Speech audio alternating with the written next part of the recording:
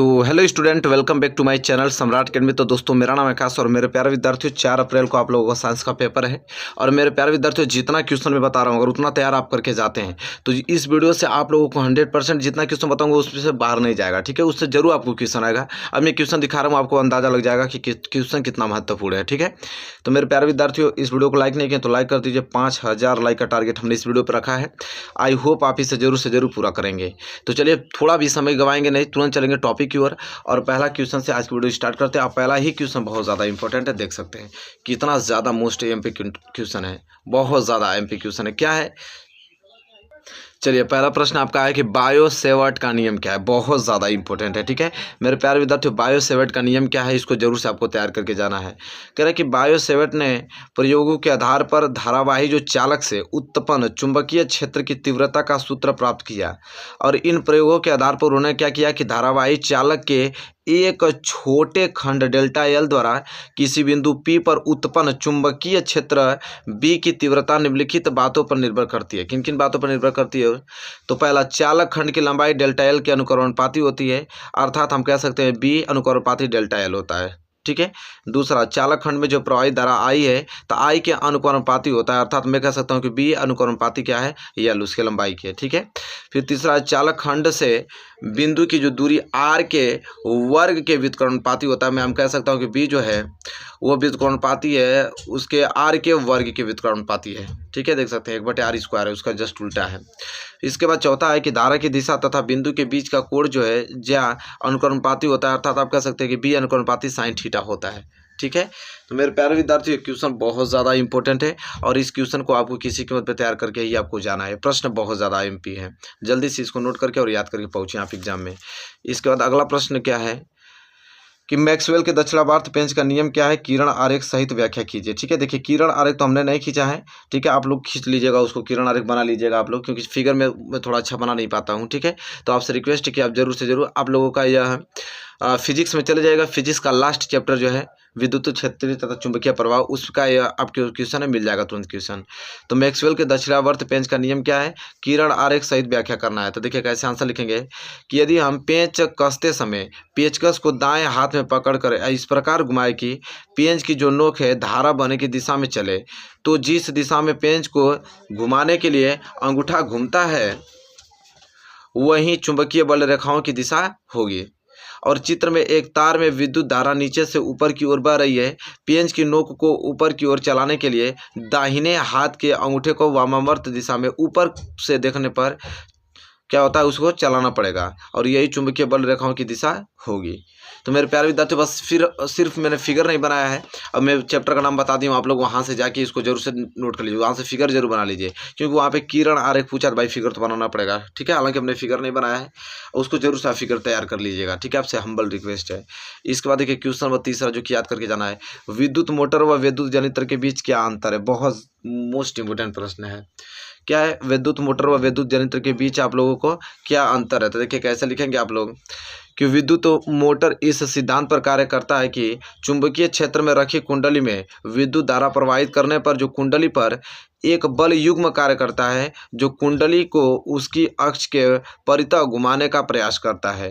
कुंडली घूमने के लिए स्वतंत्र होने के कारण वह घूमने लगती है और मोटर जो फ्लेमिंग के वामस्थ नियम पर कार्य करता है, यह विद्युत ऊर्जा को यांत्रिक ऊर्जा में क्या करने लगता है, उसको बदलने लगता है। और विद्युत जनित्र जो कि डायनेमो का सिद्धांत यह है कि जब किसी बंद कुंडली को अगर चुंबकीय क्षेत्रों में तेजी से घुमाया जाता है तो उसमें से जो गुजरने वाली फ्लक्स रेखाओं में निरंतर परिवर्तन होता रहता है, जिसके कारण कुंडली में एक प्रेरित विद्युत वाहक बल और वाय परिपथ में कुंडली में प्रेरित विद्युत धारा बहती है और जनित्र फ्लेमिंग के दाएं हाथ के नियम पर कार्य करता है यह, और यह यांत्रिक ऊर्जा को विद्युत ऊर्जा में क्या करता है, बदलता है। देखिए हमने बहुत अच्छे तरीके से इसको लिख लिया। दोनों में विद्युत मोटर और विद्युत जनरेटर के बीच क्या अंतर है हमने बहुत अच्छे से बताया। ये प्रश्न बहुत ज़्यादा इंपॉर्टेंट है, इसको तैयार करके आपको जाना है, बहुत ज़्यादा एमपी है। इसके बाद क्वेश्चन तीसरा कंप्लीट हो गया ना। क्वेश्चन नंबर 4 देखिए बहुत ज़्यादा तगड़ा क्वेश्चन है। क्वेश्चन नंबर 4 क्या है कि फैराडे के विद्युत चुंबकीय प्रेरण के नियम लिखिए और प्रेरित विद्युत धारा की दिशा ज्ञात करने के संबंध में फ्लेमिंग का नियम लिखिए। बहुत ज़्यादा इंपॉर्टेंट है, ठीक है। देखिए सबसे पहले हम लोग लिखेंगे, या तो देखिए प्रश्न बहुत तरीके से पूछता है ना, या तो प्रश्न इस प्रकार पूछेगा कि फैराडे के विद्युत चुंबकीय प्रेरण के नियमों की व्याख्या कीजिए, प्रेरित धारा की दिशा कैसे ज्ञात की जाती है, ठीक है, ऐसे पूछ सकता है। या तो आपको ऐसे पूछेगा कि फैराडे के विद्युत चुंबकीय प्रेरण के नियम बताइए तथा प्रेरित विद्युत वाहक बल का सूत्र भी हमको लिखना है। या तो आपको क्वेश्चन मतलब जितने तरीके से पूछता है सभी तरीके में लिख के लेके आया हूँ। या तो पूछ सकता है कि फ्लेमिंग के दाएं हाथ का नियम लिखिए, या तो आपको पूछेगा कि विद्युत चुंबकीय प्रेरण के नियमों को लिखिए, या तो आपको क्वेश्चन कर सकता है कि किसी चुंबकीय क्षेत्र में स्थित धारावाही चालक पर लगने वाले बल का दिशा ज्ञात करने का नियम लिखिए।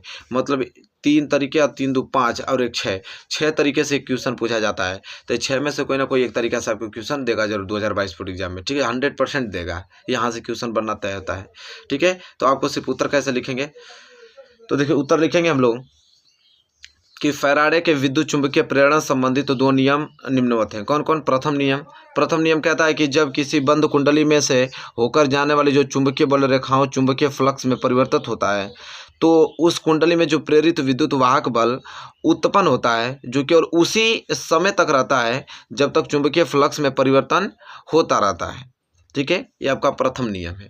और द्वितीय नियम, ठीक है, यहाँ से आपको नोट करना द्वितीय नियम क्या कहता है कि किसी कुंडली में उत्पन्न प्रेरित विद्युत वाहक बल का परिमाण कुंडली में होकर जाने वाली बल रेखाओं की संख्या जो कि चुंबकीय फ्लक्स के परिवर्तन की दर के क्या होता है, अनुक्रमणपाती होता है। और यदि किसी कुंडली से गुजरने वाला अगर चुंबकीय फ्लक्स का मान अगर यहाँ पे φ1 व बहुत कम समय अंतराल डेल्टा टी के बाद उसमें से गुजरने वाले चुंबकीय फ्लक्स का मान जो डेल्टा और φ2 हो, तो कुंडली में जो फ्लक्स के परिवर्तन की दर होगा तो दर कैसे निकलेगा, φ2 - φ1 बटे डेल्टा टी। और अतः प्रेरित विद्युत वाहक बल अगर निकालना हो तो ई जो होगा वो अनुक्रमणपाती होगा डेल्टा2 - डेल्टा और डेल्टा कर φ2 - φ1 बटे डेल्टा टी के। और यहाँ से अथवा करके आप यहाँ से प्रेरित विद्युत वाहक बल निकाल सकते हैं और अनुक्रमणपाती का चिन्ह हटाएंगे जैसे ही, तो यहाँ पे एक नियतांक आ जाएगा। तो के बराबर क्या हो जाएगा, φ2 - φ1 बटे डेल्टा टी, जहाँ के जो है एक नियतांक है और यदि के बराबर 1 रख दें तो के बराबर 1 रखेंगे तो 1 गुणा होता है इतना ही होगा। तो ये बराबर क्या हो जाएगा, φ2 - φ1 बटे डेल्टा टी। तो देखिए क्या लिखेंगे नीचे कि प्रेरित धारा की दिशा फ्लेमिंग के दाएं हाथ के नियम से ज्ञात की जाती है। प्रेरित धारा की जो दिशा होती है वो फ्लेमिंग के दाएं हाथ के नियम से ज्ञात की जाती है, ठीक है। चलिए हो गया। अब हमसे पूछा था उस क्वेश्चन में कि फ्लेमिंग के दाएं हाथ का नियम लिखिए। तो देखिए फ्लेमिंग के दाएं हाथ का नियम बहुत ही छोटा है, कैसे लिखेंगे, ठीक है। फ्लेमिंग के दाएं हाथ का नियम, इसका भी हमने फिगर नहीं बना रखा है, ठीक है, इसका भी फिगर ऐसे ही होता है, ठीक है, ऐसे फिगर होता है, ठीक है। क्या होगा, यदि किसी चालक को चुंबकीय क्षेत्र में गति कराएं तो उसमें प्रेरित विद्युत वाहक बल उत्पन्न होता है। और यदि परिपथ बंद हो तो परिपथ में जो प्रेरित विद्युत धारा प्रवाहित होने लगती है जिसकी दिशा को फ्लेमिंग के दाएं हाथ का नियम कहते हैं, ठीक है, दाएं हाथ के नियम से ज्ञात किया जा सकता है। और इस नियम के अनुसार क्या कहता है यह नियम कि यदि हम अपने दाएं हाथ की तर्जनी मध्यमा अंगुली तथा अंगूठे को एक दूसरे के लंबवत फैलाकर रखें और यदि तर्जनी, देखिए लिखा है, यदि तर्जनी अंगुली चुंबकीय क्षेत्र की दिशा और अंगूठा चालक की गति की दिशा में संकेत करे तो माध्यम जो अंगुली होती है वो प्रेरित विद्युत धारा की दिशा प्रदर्शित करेगी। प्रश्न बहुत ज़्यादा इंपॉर्टेंट है, वो भी इसी चैप्टर का है, जाके वहाँ पे नोट कर लीजिए, वहाँ पे आप लोगों को फिगर बनाया हुआ मिल जाएगा, ठीक है। चलिए अगला प्रश्न देखिए, बहुत ज़्यादा इंपॉर्टेंट है। अगला प्रश्न क्या है, तो अगला प्रश्न यह है कि निम्नलिखित की दिशा को निर्धारित करने वाला नियम लिखिए, ठीक है। क्या क्या नियम लिखना है, पहला किसी विद्युत धारावाही सीधे चालक के चारों ओर उत्पन्न चुंबकीय क्षेत्र। दूसरा कि किसी चुंबकीय क्षेत्र में क्षेत्र के लंबवत स्थित विद्युत धारावाही सीधे चालक पर आरोपित बल। तथा तीसरा क्या है कि किसी चुंबकीय क्षेत्र में किसी कुंडली के घूर्णन करने पर उस कुंडली में उत्पन्न प्रेरित विद्युत धारा, ठीक है। देखिए सबका नियम लिखना है, अलग अलग नियम लिखना है, ठीक है। तो देखिए या तो कह देगा आपसे, या तो प्रश्न पूछता है कि फ्लेमिंग के वामहस्त नियम लिखिए, मतलब कि आपका फ्लेमिंग के बायां हाथ का नियम लिखना। दाएं हाथ का नियम देखें आप लोग, बायां हाथ का नियम यह है, ठीक है। या तो 3 पॉइंट आपको दिया, तीनों पॉइंट में आप लोग बताऊंगा। पहला क्या है कि किसी अगर विद्युत धारावाही सीधे चालक के चारों ओर उत्पन्न चुंबकीय क्षेत्र, ठीक है, उत्पन्न करता है तो कौन सा नियम लगेगा। देखिए यहाँ पे क्या पहला, देखिए पहला का उत्तर कैसे लिखेंगे कि किसी धारावाही चालक के चारों ओर अगर चुंबकीय क्षेत्र की दिशा को मैक्सवेल के दक्षिणाहस्त नियम से ज्ञात किया जाता है। ठीक है, और इस नियम के अनुसार यदि धारावाही चालक को दाहिने हाथ में इस प्रकार पकड़े कि अंगूठा जो है चालक में प्रवाहित धारा की दिशा को निर्देशित करे, तो चालक को पकड़ने वाली जो अंगुलियां होंगी तो अंगुलियां की दिशा चुंबकीय क्षेत्र की दिशा में होती हैं। ठीक है, चुंबकीय क्षेत्र की दिशा होती हैं। ये आपका पहला हो गया क्लियर। दूसरा हमसे करा था कि किसी चुंबकीय क्षेत्र में अगर क्षेत्र के लंबवत स्थित विद्युत धारा सीधे चालक पर आरोपित बल तथा, तो लिखेंगे यहाँ पे कि चुंबकीय क्षेत्र में जो धारावाही चालक पर बल की दिशा फ्लेमिंग के वामहस्त नियम से ज्ञात की जा सकती है। और आगे है यहाँ पे इसमें लिखेंगे और इस नियम के अनुसार यदि बाएं हाथ के प्रथम 3 अंगुलियों को एक दूसरे के लंबवत इस प्रकार रखा जाए कि तर्जनी जो चुंबकीय क्षेत्र की दिशा एवं मध्यमा जो धारा की दिशा में हो, तो अंगूठों की दिशा चालक पर आरोपित बल की दिशा को दर्शाता है। और तीसरा हमसे पूछा था कि किसी चुंबकीय क्षेत्र में किसी कुंडली के घूर्णन करने पर उस कुंडली में उत्पन्न प्रेरित विद्युत धारा, तो देखिए लिखेंगे कि चुंबकीय क्षेत्र में गतिशील चालक में उत्पन्न प्रेरित धारा की जो दिशा ज्ञात करने चुंबकीय क्षेत्र के लिए फ्लेमिंग के दाहिने हस्त के नियम का उपयोग किया जाता है। और इस नियम के अनुसार यदि दाएं हस्त की प्रथम 3 अंगुलियां को अगर एक दूसरे के लंबवत इस प्रकार रखें कि जो तर्जनी अंगुली होती है वो चुंबकीय क्षेत्र की दिशा एवं अंगूठा जो होता है चालक में गति की दिशा को दर्शाता है, तो चालक में जो प्रेरित धारा की दिशा वो मध्यमा द्वारा सूचित होती है। देखिए प्रश्न बहुत ज़्यादा इंपॉर्टेंट था, आई होप क्लियर हो गया होगा। अगला प्रश्न जो कि आपको याद करके जाना है बहुत ज़्यादा इंपॉर्टेंट है कि विद्युत मोटर का नामांकित आरेख खींच के बताइए, इसका सिद्धांत तथा कार्यविधि स्पष्ट कीजिए। विद्युत मोटर में से विभक्त वलय का क्या महत्व है ये भी बताना है। प्रश्न बहुत ज़्यादा इंपॉर्टेंट है, यही प्रश्न आपको 2022 बोर्ड में पूछा जा सकता है। या तो कई प्रकार से इस प्रश्न को पूछा जाता है, या तो पूछेगा विद्युत मोटर का क्या सिद्धांत है, या तो पूछेगा विद्युत मोटर में विभक्त वलय की क्या भूमिका है, या तो पूछेगा कि विद्युत मोटर की कार्यकारी सिद्धांत क्या है, इसकी रचना एवं कार्यविधि का चित्र बनाकर स्पष्ट कीजिए। ठीक है, 3 तरीके से पूछा जाता है। और एक तरीका और पूछा जाता है, आपको इस प्रकार पूछ सकता है कि चित्र की सहायता से एक विद्युत मोटर की कार्यविधि संक्षेप में समझाइए। ठीक है, तो विद्युत मोटर का आप लोगों का नामांकित चित्र बनाना पड़ेगा। ठीक है, तो सबसे पहले हेडिंग आपकी क्या रहेगी, विद्युत मोटर। विद्युत मोटर हेडिंग रहेंगे, लिखेंगे विद्युत मोटर एक ऐसा साधन है जो विद्युत ऊर्जा को यांत्रिक ऊर्जा में क्या करता है, बदलता है। सिद्धांत लिखेंगे कि जब किसी कुंडली को चुंबकीय क्षेत्र में रखकर अगर उसमें धारा प्रवाहित की जाती है तो कुंडली पर एक बलयुग्म कार्य करने लगता है जो कुंडली को उसकी अक्ष पर घुमाने का प्रयास करता है। यदि कुंडली को अपनी अक्ष पर घूमने के लिए स्वतंत्र हो तो वह घूमने लगती है। इसके बाद कार्यविधि इसका लिखेंगे। कार्यविधि में लिखेंगे कि जब बैटरी कुंडली में विद्युत धारा प्रवाहित करते हैं तो फ्लेमिंग के बाएं हाथ का नियम से कुंडली को भुजाओं AB तथा CD पर बराबर परंतु विपरीत दिशा में 2 बल कार्य करने लगते हैं।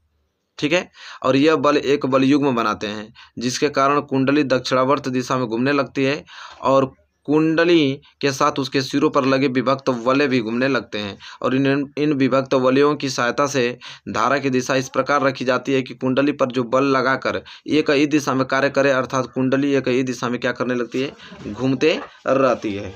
ठीक है, अब देखिए लिखेंगे विभक्त वलय का महत्व। ये भी क्वेश्चन में था कि या तो विभक्त वलय का महत्व बता दीजिए, तो चलिए देखते हैं विभक्त वलय का महत्व। तो विभक्त वलय का कार्य जो है कुंडली में प्रवाहित धारा की दिशा को बदलना है। जब कुंडली आधा चक्कर पूर्ण कर लेती है तो विभक्त वलयों का ब्रूसों से संपर्क समाप्त हो जाता है और विपरीत ब्रूसों से संपर्क जुड़ जाता है और इसके फलस्वरूप कुंडली में जो धारा की दिशा सदैव इस प्रकार बनी रहती है कि कुंडली एक ही दिशा में घूमते रहे। ठीक है, ये दिशा है, एक ही दिशा में घूमती रहे। ठीक है मेरे प्यारे विद्यार्थियों, होप क्लियर हो गया होगा आप लोगों को।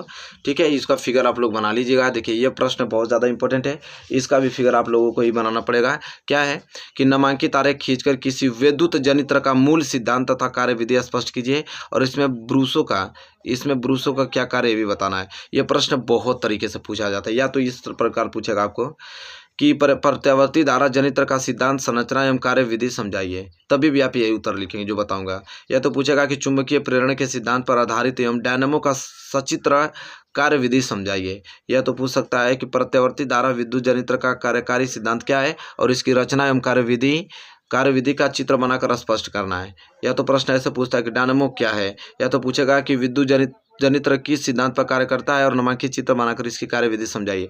मतलब प्रश्न बहुत ज़्यादा तरीके से पूछा जाता है, इतने तरीके से किसी भी तरीके से पूछे एग्जाम में, उत्तर आप एक ही दोगे। क्या दोगे जो मैं बता रहा हूँ आप लोग देखिए। उत्तर में आप लिखेंगे सबसे पहले क्या लिखेंगे यहाँ पे कि विद्युत जनित्र अथवा डायनमो वह यंत्र है जो यांत्रिक ऊर्जा को क्या करता है, विद्युत ऊर्जा में बदलता है। और विद्युत जो है जनित्र विद्युत चुंबकीय प्रेरण के सिद्धांत पर आधारित है। ये दो प्रकार का होता है, पहला प्रत्यावर्ती धारा जनित्र, दूसरा दिष्ट धारा जनित्र।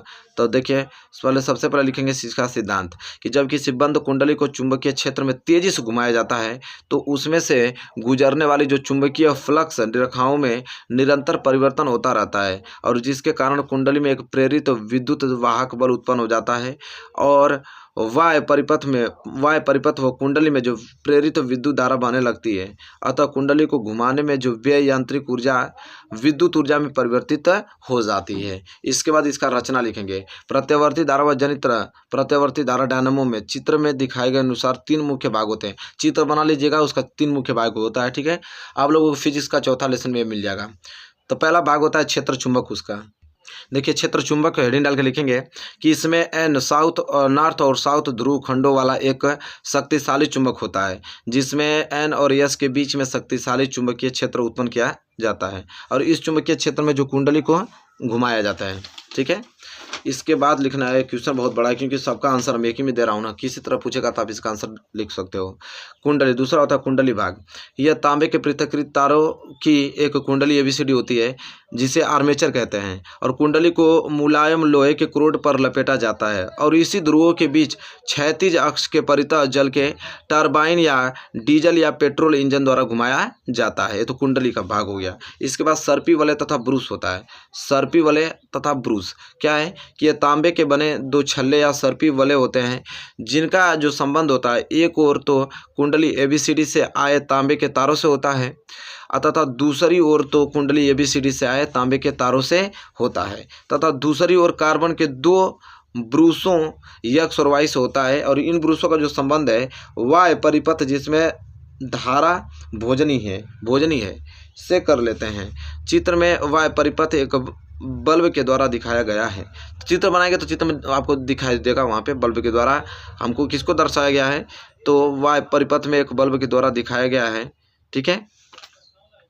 चलिए क्लियर हो गया। इसके बाद आप डालेंगे हेडिंग क्रिया विधि। इसकी क्रिया विधि में सबसे पहले क्या करेंगे कि चित्र में दिखाए गए अनुसार कुंडली जो चुंबकीय क्षेत्र के समांतर है अर्थात इस समय उत्पन्न प्रेरित विद्युत वाहक बल तथा धारा शून्य होगी। दूसरे नंबर पे जैसे जैसे कुंडली दक्षिणावर्त दिशा में घूमती है उनमें से होकर गुजरने वाली जो चुंबकीय बल रेखाओं या फ्लक्स का मान बढ़ता जाता है तथा प्रेरित विद्युत वाहक बल जो है प्रेरित धारा उत्पन्न होती है जिसकी फ्लेमिंग के दाएं हाथ वाले नियम से ज्ञात की जा सकती है।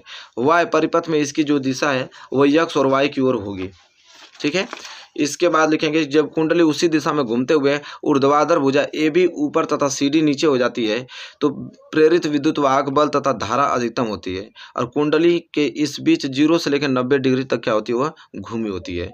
तीसरा कि कुंडली के और अधिक घूमने पर कुंडली से गुजरने वाले चुंबकीय फ्लक्स का मान जो है वह चुंबकीय फ्लक्स का मान होता जाता है तथा कुंडली के क्षैतिज होने पर भुजा सीडी के स्थान पर एबी तथा एबी के स्थान पर सीडी प्रेरित विद्युत वाहक बल तथा विद्युत धारा धीरे धीरे कम होकर शून्य हो जाती है और कुंडली इसी बीच 90 से 180 के बीच घूमी है, मतलब 90 से 180 के बीच घूमती है उस समय।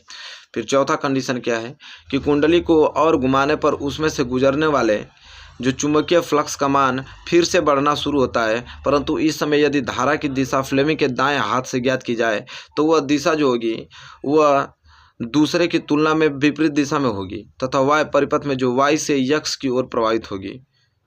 कुंडली के ऊर्ध्वाधर भुजा सीडी तथा एबी के नीचे होने वाले प्रेरित विद्युत वाहक बल तथा विद्युत धारा अधिकतम होगी और इस बीच कुंडली 180 से 327 के बीच घूमी है, ठीक है। इसके बाद पांचवा कि यदि कुंडली को और घुमाया जाए जिससे कि वह दिशा पहले की स्थिति में हो तो प्रेरित विद्युत वाहक बल तथा विद्युत धारा का मान जो है कुंडली के क्षैतिज होने पर क्या हो जाता है, शून्य हो जाता है। क्षैतिज होने पर शून्य होगा और यदि कुंडली में प्रेरित विद्युत वाहक बल और कुंडली के घूर्णीय कोण में एक ग्राफ खींचा जाए तो वह अग्र चित्र के अनुसार होगा। कुंडली का एक पूरा चक्कर लगाने पर विद्युत वाहक बल 2 बार अधिकतम तथा 2 बार शून्य होता है। कुंडली के प्रत्येक घूर्णन में यह क्रिया दोहराई जाती है और इस प्रकार उत्पन्न धारा को प्रत्यावर्ती धारा कहते हैं। पूरा का पूरा डिटेल में इतना बड़ा ज़्यादा क्वेश्चन था कि 7 तरीके से पूछा था, सातों तरीका उत्तर हमने ये कही आप लोगों को उत्तर में दे दिया। अब सातों में से कोई भी किस प्रकार भी क्वेश्चन पूछे आप यहाँ से आंसर छाट के लिख सकते हैं। ठीक है, चलिए अगला क्वेश्चन जो कि वेरी वेरी मोस्ट इंपॉर्टेंट है, जो कि तैयार करके आपको जाना है, वो है कि दिष्ट धारा जनित्र की क्रिया विधि का सचित्र वर्णन करें और इसकी रचना एवं सिद्धांत का भी उल्लेख करें। यह तो प्रश्न इस प्रकार पूछता है कि दिष्ट धारा जनित्र का सिद्धांत स्पष्ट कीजिए तथा इसकी संरचना व कार्य प्रणाली का भी सचित्र वर्णन करना है। या तो लास्ट इस प्रकार पूछेगा कि दिष्ट धारा डायनमो की रचना एवं कार्य विधि का वर्णन कीजिए। इसका भी हमने फिगर नहीं बनाया, आप लोगों को फिगर बना लेना है। उत्तर में लिखना है दिष्ट धारा जनित्र का संरचना, लिखेंगे इसमें निम्नलिखित 3 भाग होते हैं। इसमें कितने भाग होते हैं? 3 भाग होते हैं। कौन कौन से? तो पहला क्षेत्र चुंबक, तो लिखेंगे एन और यस, ये आपका एन है। एन और यस एक शक्तिशाली चुंबक के ध्रुवखंड हैं और इस चुंबक का कार्य एक शक्तिशाली चुंबकीय क्षेत्र उत्पन्न करना है जिससे कुंडली क्या होती है? घूमती है। और दूसरा इसका भाग क्या है? वो है आर्मेचर कुंडली। आर्मेचर कुंडली में लिखेंगे कि यह एक कच्चे लोहे के बेलन पर तांबे के पृथक्कृत तार के बहुत से चक्रे को लपेटकर बनाई जाती है और यन और यस ध्रुवखंडों के बीच इसे जल टरबाइन या डीजल इंजन द्वारा घुमाया जाता है। ठीक है, तीसरा इसका भाग है विभक्त वलय तथा ब्रूस। विभक्त वलय तथा ब्रूस इसका भाग है। क्या लिखेंगे कि विभक्त वलय तांबे के खोखले बेलन को लंबाई के अनुदिश काटकर बनाए जाते हैं और कुंडली के ऊपर लिपटे तार का एक सिरा एक विभक्त वलय S1 व S2 को कार्बन के 2 ब्रूस B1 तथा B2 से लगातार छूते रहते हैं तथा इसका संबंध Y पथ में रहता है। इसके बाद लिखेंगे इसका सिद्धांत। क्या लिखेंगे? सिद्धांत। जब किसी बंद कुंडली को चुंबकीय क्षेत्र में तेजी से घुमाया जाता है तो उसमें से गुजरने वाली जो चुंबकीय फ्लक्स रेखाओं में निरंतर परिवर्तन होता रहता है जिसके कारण कुंडली में एक प्रेरित विद्युत वाहक बल उत्पन्न हो जाता है और वह परिपथ व कुंडली में जो प्रेरित विद्युत धारा बनने लगती है और अतः कुंडली को घुमाने में व्यय यांत्रिक ऊर्जा जो है विद्युत ऊर्जा में परिवर्तित हो जाती है। इसके बाद कार्य विधि। देखिए कार्य विधि क्या है? चित्र में ABCD एक कुंडली है जो दक्षिणावर्त दिशा में घुमाया जा रही है। कुंडली के घूर्णन के कारण उसमें गुजरने वाले जो चुंबकीय फ्लक्स में लगातार परिवर्तन होता रहता है, ये इसका कार्य विधि है। तो मेरे प्यारे विद्यार्थी ये लॉन्ग इंपॉर्टेंट क्वेश्चन था जो कि बहुत ज़्यादा इंपॉर्टेंट है, यहाँ से प्रश्न बनना तय होगा और 100% पूछा जाएगा। ठीक है, तो मेरे प्यारे विद्यार्थी वीडियो आपको कैसे लगी? वीडियो अच्छी लगे तो प्लीज़ लाइक कीजिए और चैनल पर नया है तो चैनल को सब्सक्राइब करके बेल आइकन को प्रेस कर लीजिए। मिलेंगे एक प्यारे से नेक्स्ट वीडियो में, तब तक के लिए धन्यवाद।